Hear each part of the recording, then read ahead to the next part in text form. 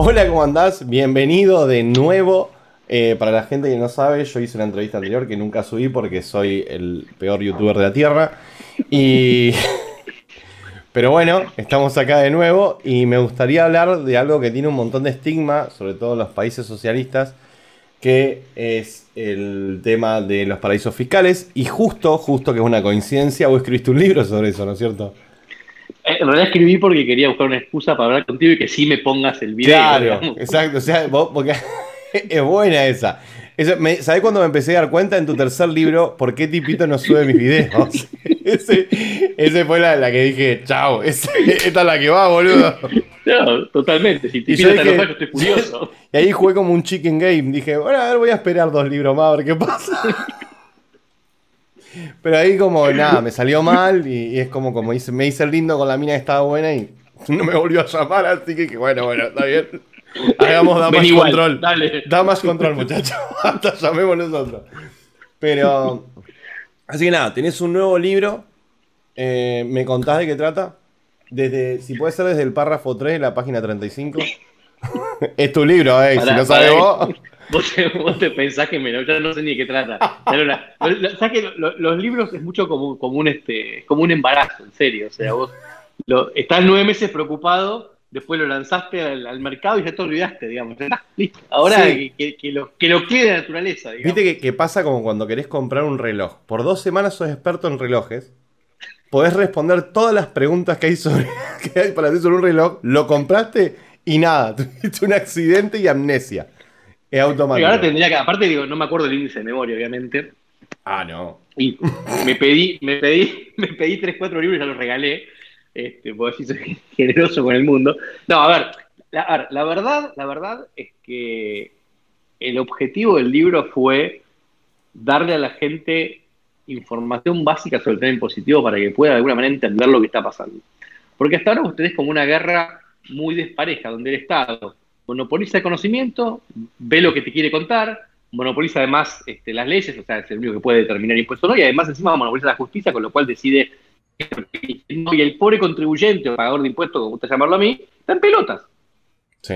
Piensa que siempre existió el impuesto a las ganancias, que siempre existió el IVA, que todos los países cobran impuesto a la riqueza, que todo es igual y que los malos son los paraísos fiscales. Esa la vos paras a un tachero en la calle y te dice, no, Argentina tiene menos presión fiscal que Suecia, y tenemos que agrandar el Estado, y los paraísos fiscales son todos narcotraficantes, lavadores de plata, y los impuestos no se pueden ni tocar. Entonces yo en el libro planteo justamente, cuento cómo surge el impuesto a la renta a nivel mundial, cuento que si vos te vas para atrás 150 años no existía en ningún país del mundo, estamos ante un impuesto relativamente nuevo, cuento que no todos los países lo tienen, muchos países justamente los países fiscales que no tienen en general impuesto a las ganancias, cuento por qué al principio la gente se oponía a este impuesto, que curiosamente no era tanto porque consideraba que no había que pagar impuestos, de hecho pagaban impuestos a otras cosas más ridículas, el impuesto a las barbas, el impuesto a las ventanas, un montón de cosas, pero les parecía, me sitúo en Inglaterra, Reino Unido en 1841-40, y a la gente de ahí les parecía que no, que el Estado no tenía por qué saber cuánto ganaban.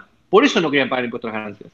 Fíjate cómo defendían su privacidad. Y ahora tenemos nosotros aplicaciones de cuidar que te dicen hasta con qué perro estuviste hace 3 semanas. Entonces, la privacidad es un tema muy importante también. Entonces, yo con el libro estoy dando herramientas en un lenguaje muy común, al común de la gente, para que entienda que la presión fiscal que hay hoy en Latinoamérica en general, en Argentina en particular, pero en Latinoamérica en general, en México, en España inclusive, y en muchos países de la región, hay una presión fiscal récord, hay un acoso fiscal al contribuyente, hay mucho lo que yo llamo un síndrome de Estocolmo fiscal en el pagador de impuestos, te lo justifican los impuestos.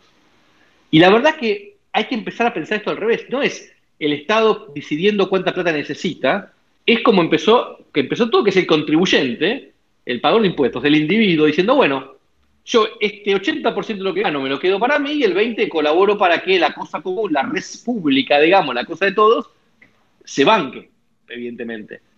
Pero hoy pareciera que le dimos vida a una cosa al Estado, digamos, gigantesco, Estado elefante, que el Estado decide cuánto es lo que uno le queda después de pagar impuestos. Entonces, está todo muy tergiversado y el libro pasa un poco a explicar eso, y justamente hablamos de paraísos fiscales, porque los paraísos fiscales en realidad, ¿qué pasa en el paraíso fiscal? El paraíso fiscal, como le da una puerta de salida al pagador de impuestos, hace que los impuestos en los países con voracidad fiscal alta, o países de alta tributación, no puedan subir mucho más allá de un punto, porque a cierto punto el contribuyente se va. Claro. Entonces, el paraíso fiscal le pone un límite al precio de los impuestos. Y eso es lo que al Estado no le gusta, la OCDE no le gusta, los países... Entonces, pero esto es como todo, la competencia en cualquier lugar, no solamente en el tema tributario, Sí, es buena. Sí, además y al que pierde nunca le gusta. Es normal, Pero, a ver, digamos. yo siempre lo pongo un ejemplo, si querés pasarlo a un tema deportivo. Poné la típica disputa entre Maradona y Messi, ¿ok? Y no hablemos de la cosa extrafutbolística, fijémonos simplemente en el tema deportivo. Una de las razones por las cuales Messi ganó mucho más títulos, salvo la Copa del Mundo, pero eso es otro tema, que Maradona, es porque lo tuvo Ronaldo compitiendo cabeza a cabeza. Claro. Pasarlo al tenis, Federer jamás hubiera ganado Roland Garros si no fuera porque Nadal ganó Wimbledon el año anterior. Entonces, la competencia es buena en todos lados. Entonces, ¿por qué es mala en materia impositiva? De hecho, no es mala. Digamos, simplemente que los estados de tributación no quieren competir. ¿Por qué no quieren competir? Porque pierden. Sí. Ese es un poco el tema con los paraísos fiscales. Entonces, es bueno que la gente entienda que mismo Panama Papers. Panama Papers, ¿qué fue? Fue un robo de información de una firma muy grande con oficinas en cientos de países que determinó que se supieran las actividades de más de 200.000 compañías y eso terminó solamente con 1 o 2% de esas compañías en un juicio. Es decir, más allá de los nombres rimbombantes que salieron, lo que demostró Panama Papers es que el 98% de las sociedades offshore se usan para el bien y no para el mal. Pero son cosas que la gente no asocia, digamos, en algún punto, y el libro tiende un poco a desmitificar eso. Bueno, porque hay una inmoralidad de la riqueza. O sea, Ese es el punto principal. De hecho, yo cito un par de fallos de la Corte Suprema de Estados Unidos cuando analizan el primer fallo que declara inconstitucional el impuesto a la renta cuando recién se puso en Estados Unidos, que después tuvo que pasar una reforma constitucional para aprobarse. En 1913 se terminó aprobando. De los 45 presidentes americanos, hubieron 15 que no pudieron tener recursos del impuesto a las ganancias, tuvieron recursos de otros lugares. Y en los fallos, ahí yo cito varios párrafos donde justamente hablan de la grieta entre ricos y pobres, en la envidia. Esto que Piketty saca a relucir todo el tiempo, habla de cosas muy simpáticas como el ingreso universal, como el impuesto a las megafortunas, todo tipo de cuestiones. Y te demuestra, el libro también otro capítulo habla de impuesto, por impuesto a los bienes personales. En Latinoamérica hay solo 3 países que tienen bienes personales, de impuesto a bienes personales, con otro nombre si querés, pero Argentina, Uruguay y Colombia. En Europa solamente Italia, España, algunas comunidades, no todas, y en cierta medida Holanda. Después algunos países tienen impuesto al fallecimiento, digamos, pero lo mínimo no importa, en cualquier país desarrollado, son de 1.000.000 euros, 1.300.000 euros. Eso te iba a preguntar.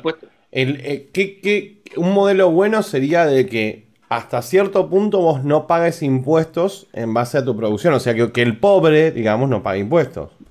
Mira, el sistema bueno para mí, digamos, Dale. el sistema bueno para mí es un impuesto, es un impuesto a las ganancias, impuesto a los bienes personales o patrimonio bajos, y con el mismo bracket para todos. Es decir, que el rico pague más porque tiene más y gana más, no porque el porcentaje que paga es más grande.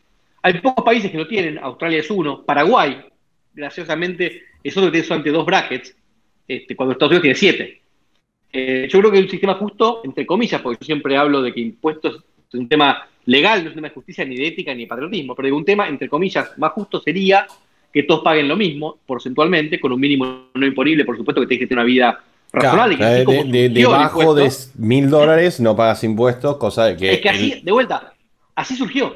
Todas las discusiones parlamentarias, a las que también me refiero al libro, tanto en Inglaterra como en Estados Unidos, los 2 primeros países del mundo que aprueban este impuesto, siempre se preocupan primero por ver cuánto es el mínimo que la gente necesita. Y después de ahí, cuánto se puede pagar. Y por supuesto que empezaron con 1, 2, 3, 7%. Después llegó a cualquier cantidad, pero empezó bajito. Y por otro lado, el sistema, digamos, que yo creo que es ideal, digamos, no puede cobrar impuestos sobre inversión y ahorro, porque es lo que mueve la economía justamente. El impuesto debería estar en el consumo, que por otro lado el consumo es el único momento donde vos expresás realmente capacidad contributiva. Es decir, vos ganas 100 pesos, yo gano 100 pesos, pero si yo tengo una situación vital que me exige gastar 80 y vos gastás 20, por las razones que sean, claro, tu capacidad contributiva es más grande. ¿Y cuándo expresamos capacidad contributiva? Cuando vamos a comprar cosas. O sea, que solamente se tribute el movimiento, la acción, y no se tribute la inacción y la pasividad. Porque es cierto, si vos tenés cosas, no significa que estás produciendo, solamente tenés cosas. puede estar lleno de pasivos. Entonces que te claven un impuesto por tener pasivo te está matando. Ahora, si vos estás generando, bueno, es mucho más, no, yo no estoy de acuerdo con nada, pero es mucho más racional que hacer impuestos a la persona que está sentada no haciendo nada. Es medio loco. Pero aparte de otra cosa, los impuestos en general tienen que ver con incentivos, digamos. O sea, a ver, inicialmente el impuesto se creó para bancar la estructura del Estado como si fueran las expensas de un edificio, los gastos comunes. Y así debería funcionar. Pero en algún momento se perdió esto y empezaron a mezclar ideología con impuestos, lo cual fue un error para los pagadores de impuestos y un acierto para los estados, porque pudieron manipular mucho más el tema. O sea, ustedes dicen, porque vos no pagás impuestos, los jubilados se mueren de hambre, y vos decís, puta, tengo que pagar impuestos porque pobre jubilado. No es así, digamos, no es así. No hay relación, digamos, entre una cosa y la otra. Ahora, si yo quisiera incentivar, suponete que yo digo, está bien, el sistema tributario me tiene que servir para bancar los gastos del Estado y además para incentivar conductas que para el Estado sean productivas, sean buenas, sean positivas. Entonces, ¿qué debería incentivar? De vuelta, el ahorro y la inversión, no el consumo. Claro. Digamos. Entonces, ¿cómo puedo como Estado incentivar ahorro e inversión? Decirle a la gente, mire, lo que usted tiene guardado, no le voy a cobrar impuestos, o le cobro impuestos muy bajitos. Lo que usted reinvierte en su compañía, menos todavía. Usted no paga ganancias hasta que saque la plata de la compañía. Si usted la está reinvirtiendo, reinvierta tranquilo. Que es el sistema de Estonia, de Georgia, de todos los países bálticos, que funcionan muy bien. Ahora, usted quiere consumir, entre comillas, usted le sobró y está gastando, bueno, él le cobra impuestos. Digamos. Porque usted ya decidió que le está sobrando. Eso es conceptual. Después podemos entrar a cada país y ver cada cosa. Pero un sistema debería basarse más o menos en eso. Y los países que lo hacen más o menos así, funcionan bien. Sí, porque no es un palo en la rueda al que está creciendo. Aparte de que está creciendo es que pueda generar muchos puestos de trabajo. Entonces va a generar muchos planes menos para el país y mucho menos gasto social para el país. Con lo cual, para el país es como que los padres que crían a sus hijos para que salgan y produzcan, o los padres que crían a sus hijos para que queden toda la vida dentro de la casa. ¿Qué es más productivo? O sea, lo bueno sería que el Estado fomente que la gente consiga laburo, que crezca, que invierta, que reinvierta, y entonces el seguro de desempleo va a ser mucho menos casos, mucha menos plata, mucho menos tiempo, y va a tener mucho menos gastos. Históricamente, bueno, me interesa mucho el inicio del impuesto a la riqueza, desde lo histórico, y también me interesa mucho saber si los que iniciaron el impuesto, bueno, hablaste de Estados Unidos e Inglaterra, ¿Inglaterra no lo tiene más o sí? No, a ver, no, yo estoy hablando del impuesto a las ganancias, lo tienen los dos, digamos, lo que pasa es que lo tienen en cifras más razonables, digamos. El impuesto a las ganancias, a las rentas, en el Reino Unido reemplazó el impuesto a las ventanas, que era un impuesto que existía en esa época. No. A ver, el impuesto a la propiedad estaba calculado por la cantidad de ventanas que tiene un edificio, entonces la ventana había un mínimo no imponible de 10 ventanas. La gente que hacía tapeaba las ventanas. Eso te iba a decir. Obvio. Era obvio. Sí, obvio. Era evidente. Es la primera forma. No, es muy divertido. Yo un día escribí un libro sobre arquitectura impositiva, digamos. A ver, y esto va para un montón de cosas. No, te cagas, te hablo en serio, te cagas. A ver, el primer caso es las ventanas. ¿Ok? Las ventanas, la gente lo que hacía, tapiaba las ventanas. Después se morían de peste bubónica porque no había para respirar, pero no importa. Si vos vas a Francia y ves las famosas guardillas románticas en el último piso, viste, los edificios como el Correo Nacional, digamos. Sí.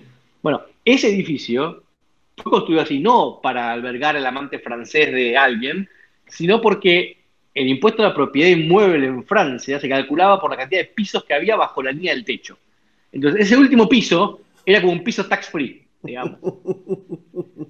Y así te puedo hablar, a ver, puedo ver fotos de Vietnam con edificios con el frente así chiquitito y bien largo. ¿Por qué? Porque el impuesto a la propiedad inmueble era sobre el ancho del frente. Claro. En Bolivia hay ciudades enteras donde las casas no tienen la pintura final porque te cobran impuesto por el final de obra. Entonces están siempre en obra, nunca se terminaron.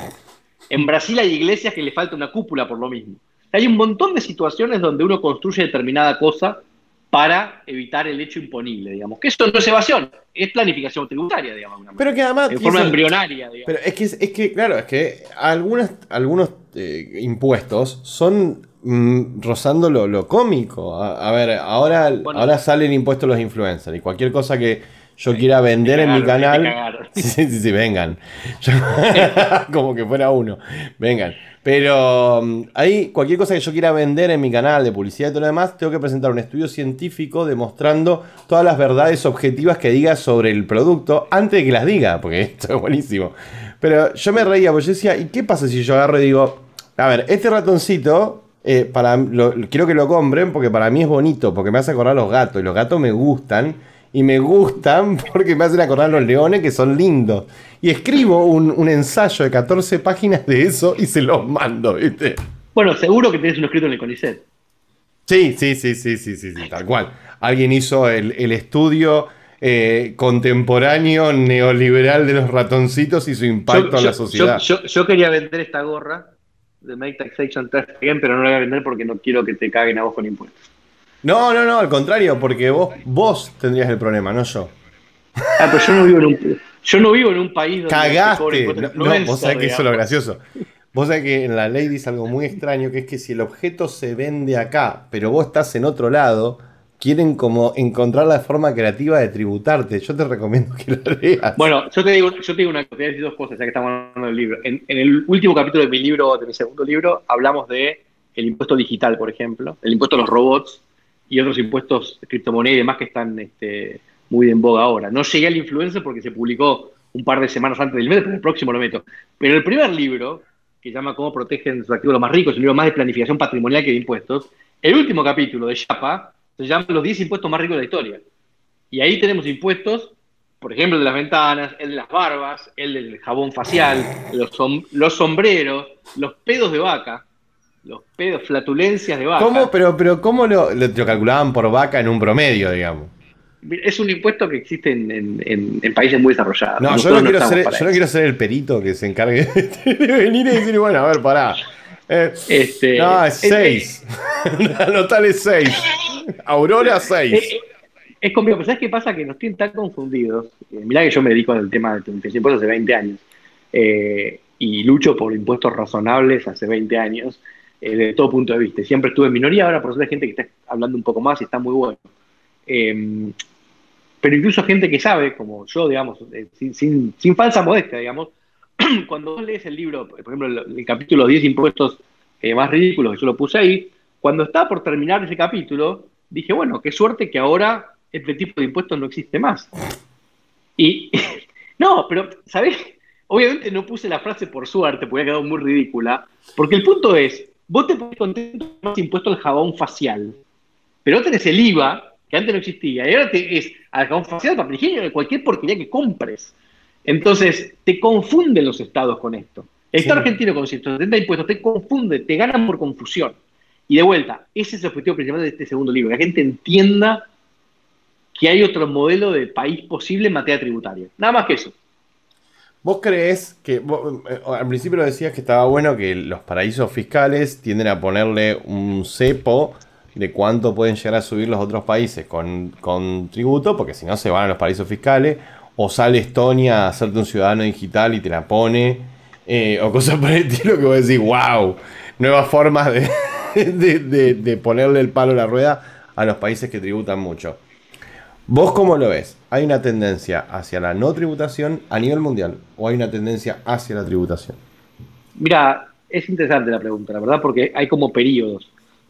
El mundo se iba conduciendo hacia un lugar donde mucha gente pensaba, me incluyo, que la OCDE en un momento iba a recomendar una tasa global de impuestos a las ganancias, donde, mira, vos tenés que cobrar 25%, 30% y se acabó el tema, mínimo. Había mucho consenso en eso.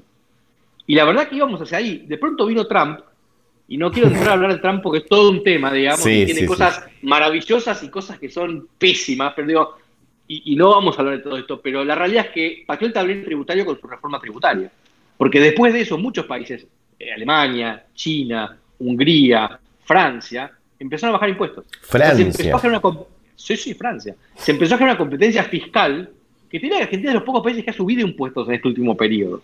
Ahora, el mundo venía hacia una subida de impuestos hace 5 o 6 años, empezó una baja, la verdad que muy buena, muy positiva, en muchos países empezando a competir y demás, el último caso es el de Uruguay, si querés, pero ahora con la pandemia, ya Claro. los países agarraron y dijeron, bueno, listo, listo, chao, ahora vamos a volver a subir.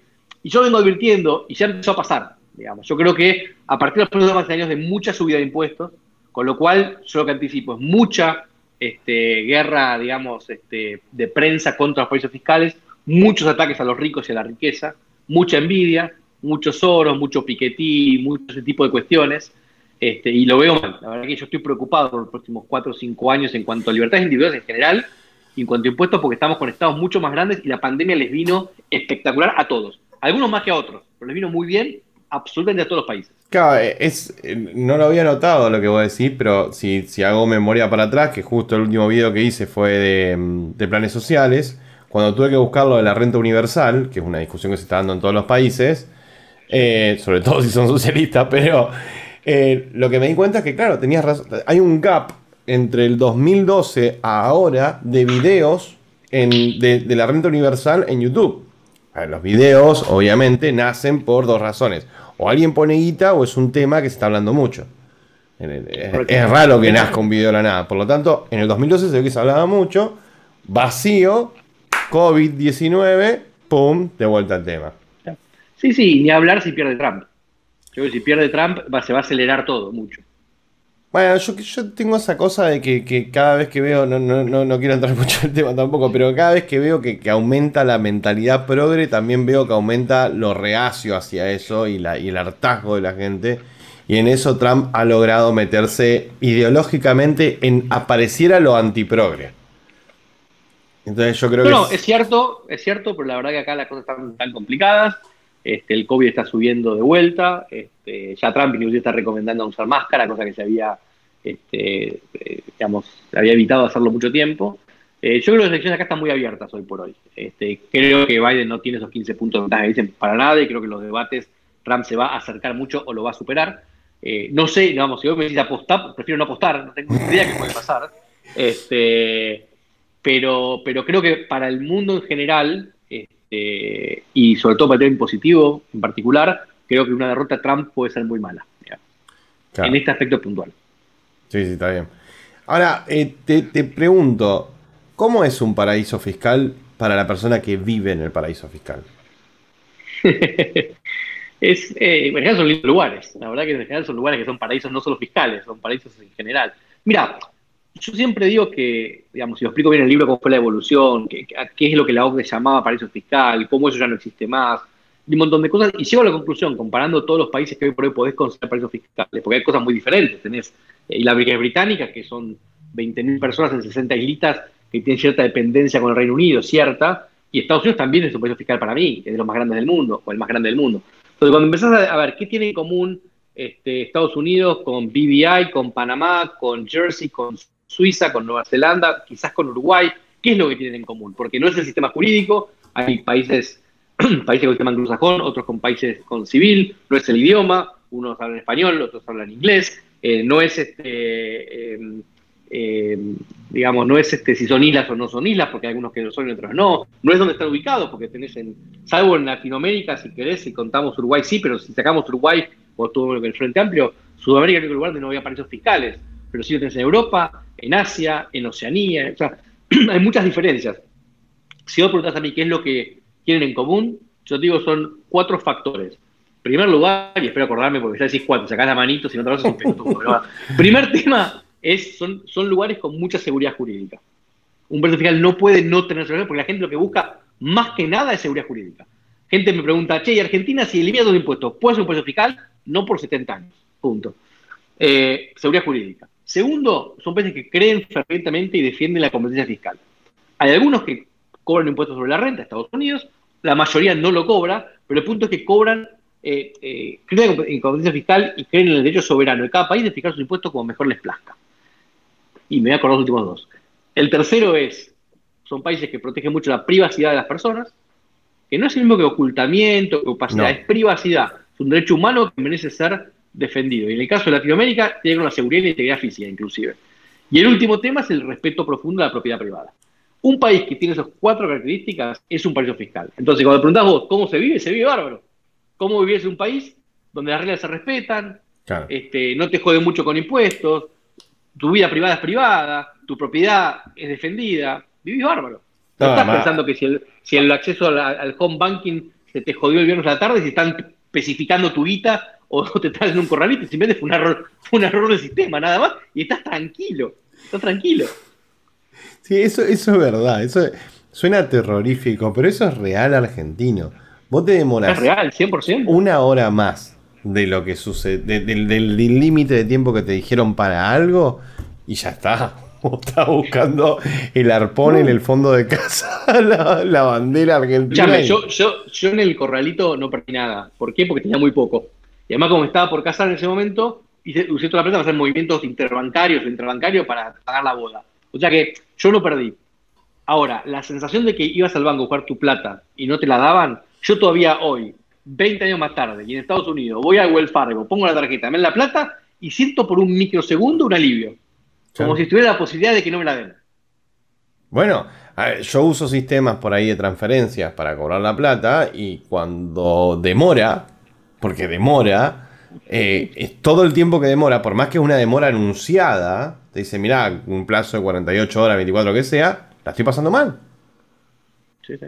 Porque sé que por cualquier cosa te la puedes retener.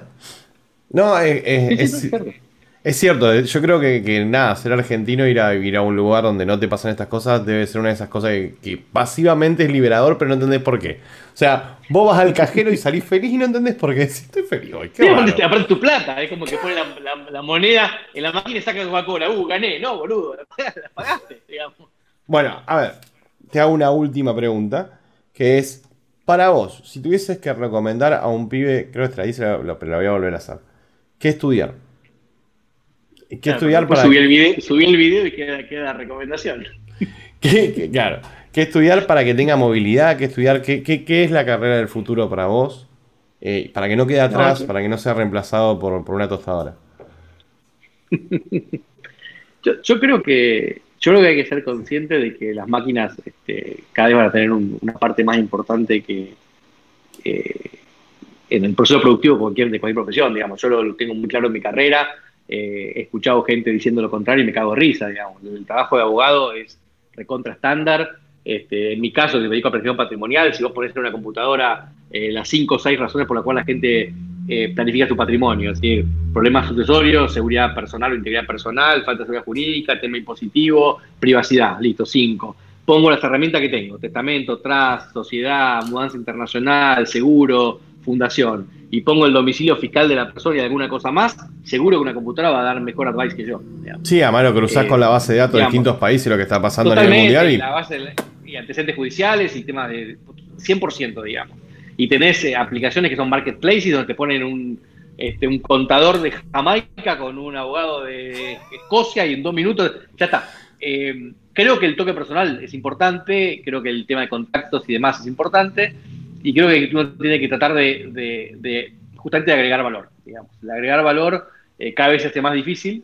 Creo que en todas las profesiones hay gente que puede agregar valor y gente que no. Digamos, donde en mi profesión hay gente repetidora que está atrás del escritorio bajando contratos y escribiendo, y hay gente que trata de innovar un poco más. Yo trato de estar en el lado más creativo de la profesión, y de esa manera creo que tenés un poquitito más de futuro, digamos. Los primeros robots los van a reemplazar a ellos, y a mí me va a reemplazar un robot que venga un poquito después, digamos, el 2.0. Pero creo que, a ver, de vuelta, nosotros hoy tenemos tecnología que antes no usábamos. Yo cuando empecé a trabajar de abogado teníamos Telex, y me acuerdo las células eran con máquina de escribir, y la computadora nos reemplazó de alguna manera. Y Internet, me acuerdo que teníamos un mail que llegaban los mails al servidor del estudio y media hora más tarde se distribuían en todos los abogados. Hoy eso es ridículo pensar, pero todos seguimos trabajando, y creo que el tema es un poco si uno puede dominar esas herramientas para dar un mejor servicio, o si esas herramientas te dominan a vos porque sos malo, digamos. O sea, sumar lo que la máquina no puede dar, por ejemplo, que es el trato humano.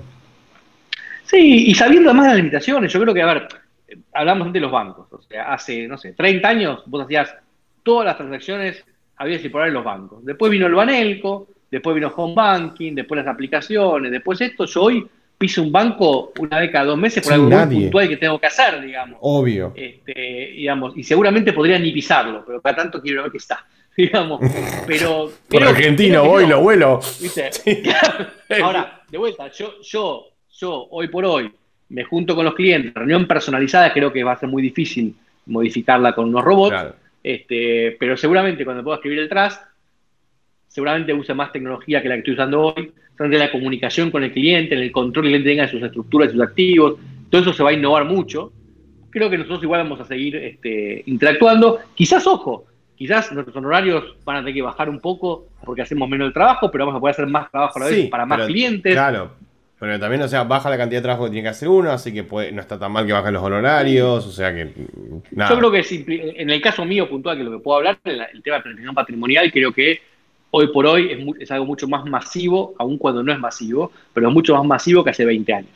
Hace 20 años un trust llamaba a una persona que tenía 20 millones de dólares y algún quilombo que resolver, y hoy por hoy un tipo de 2 palos también te hace un trust. Claro. Entonces, nosotros tenemos una cantidad de clientes mucho más grande que antes, y por ahí es eficiente que tengamos ayuda de la tecnología. Yo estoy recontra abierta, es una pelea que no podemos pelear, y si la peleamos la vamos a perder, con lo cual es un tema no es un tema de si va a pasar o no, sino de cuándo, y yo creo que la pandemia además aceleró mucho estas cosas. Entonces creo que los cambios son inminentes. Aún en profesiones muy viejas como la del abogado. Mirá que el abogado es todo lo contrario, si querés, el abogado típico, hay excepciones, no se me enoje nadie, pero el abogado en general es bastante anti-innovación, digamos. Y el modelo de jefe, empleado, empresa grande también está cambiando. O sea, la mayoría de los Sí, trabajos modernos son de prestadores de servicio. mira, yo tengo una empresa, digamos, somos 20 personas, 3 oficinas, obviamente hay relaciones jerárquicas, pero para mí si vos tenés que hacer que la gente labure porque vos sos el jefe y ordenaste, estás frito, digamos. Hoy es mucho más colaborativo todo. Y si la gente no te digo admira, pero si no cree en lo que vos estás proponiendo, y si no te ve trabajar, y si no ve que agregás valor, no se inspira y no labura, digamos. Entonces vos lo que tenés que hacer es inspirar a la gente a que labure, no obligarla por un sueldo, porque eso no funciona, es corto plazo. Sí, sí, se sumó un meaning a lo que tenés que hacer. A Sí, diferencia de totalmente. antes. Sí, está bien. Bueno, muchísimas gracias. Esta vez la hicimos más cortita, como la otra entrevista que la gente no vio. Pero. Bueno, este, ¿sabés qué? Vos sabés que las tenés que poner en algún momento, ¿no? Porque la gente, todos los comentarios de esta va a ser queremos ver no, la otra, bueno, queremos ver la tu otra. frase tiene mucho significado porque estoy en cuarentena. Pero en algún momento la voy a tener que poner. Yo creo que sí, si no muero. Empiezo a matar gente, digamos. Pero, no, mi idea es terminar lo que estoy diciendo. Vos imaginate que estamos Pero hablando. ¿sabés que está bien? Porque las últimas 2 preguntas fueron muy solemnes. Iba a terminar muy pum para abajo. Sí, hay que entender de que nosotros cuando hablamos nos cagamos de risa, no es que no es, oh, qué serio. Yo entiendo que los temas que estamos tratando terminan en un montón de pobreza y en muertos, pero bueno, a ver, ¿por qué hacerlo aburrido? ¿Por qué hacerlo aburrido? Pará, ¿viste? Está el pibe muriendo, ¡ay, quiero comida! Pero sos un mala onda. Aquel se murió con una sonrisa, está. Pero, pero bueno, muchas gracias, de verdad. Y sí, yo voy a intentar editarlo ahora y lo subo ahora mismo, total. O si no, lo No, subo me parece bien. Si no te empiezo a llamar mañana. lo que sí voy a necesitar ¿Cuánta gente? Tú. lo que sí voy a necesitar es una foto buena, copada, que yo ya si escribiste el libro tenés como 45. Pero tiene que ser mía necesariamente.